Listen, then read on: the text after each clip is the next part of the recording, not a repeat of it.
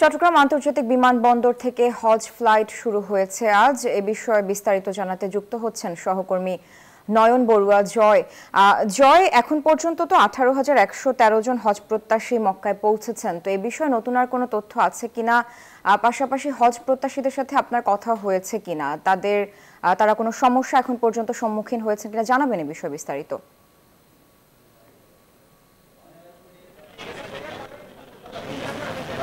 ধন্যবাদ স্যার আপনাকে। দেখতে পাচ্ছেন যে হজ যাত্রী চট্টগ্রাম থেকে যেহেতু এবারের প্রথম হজ ফ্লাইট রয়েছে, 5:40-এ কিন্তু হজ ফ্লাইটটি ছেড়ে যাবে চট্টগ্রাম বিমানবন্দর থেকে। বিমানটি এসেছে, দেখতে পাচ্ছেন বাংলাদেশ বিমানের যে বিমানটি আমরা একটু দেখাতে চাচ্ছি, এই বিমানটি করে কিন্তু 419 জন হজ যাত্রী চট্টগ্রাম থেকে তারা মদিনায় উদ্দেশ্যে তারা রওনা দেবে।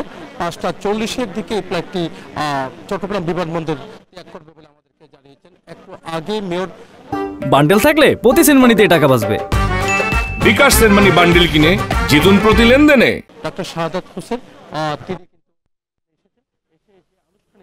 সেই আনুষ্ঠানিকতাটা করছেন, যেহেতু প্রতি বছরও কিন্তু আমরা দেখি যখন প্রথম যে হজ ফ্লাইট থাকে সেই হজ ফ্লাইটটি আনুষ্ঠানিকতা করার জন্য কিন্তু তারা ছুটে আসেন। তো এবারও তার কোনো ব্যতিক্রম দেখছেন। এখানে হজ ফ্লাইটে এখানে যারা যাত্রীরা আছেন আমরা দেখতে পাচ্ছি, যারা হজ করতে যাচ্ছেন হজ যাত্রীরা, তাদের কিন্তু সংখ্যা কিন্তু এবার গত বছরের তুলনায় কিছুটা কমেছে বলে বলেছেন। 419 জন এই ফ্লাইটে আছে, একে একে করে আরও অনেক ফ্লাইট আছে। তো 17টি ফ্লাইট যাবে, প্রায় 7,000-এর মতো যাত্রী চট্টগ্রাম দিয়ে কিন্তু তারা হজ করতে যাবেন। যারা এসেছেন তাদের সাথে, যারা হজ করতে যাচ্ছেন তাদের সাথে আমরা কথা বলেছি। কেমন লাগছে যে হজ করতে যাচ্ছেন, কোনো অসুবিধায় পড়েছেন কিনা?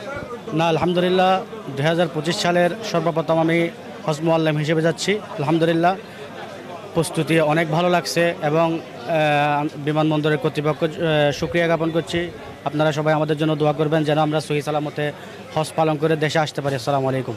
অনেক ধন্যবাদ। এই ছিল আমার এখানকার সর্বশেষ। ফিরে যাচ্ছি স্টুডিওতে স্যারের কাছে। জয়, আপনাকে ধন্যবাদ।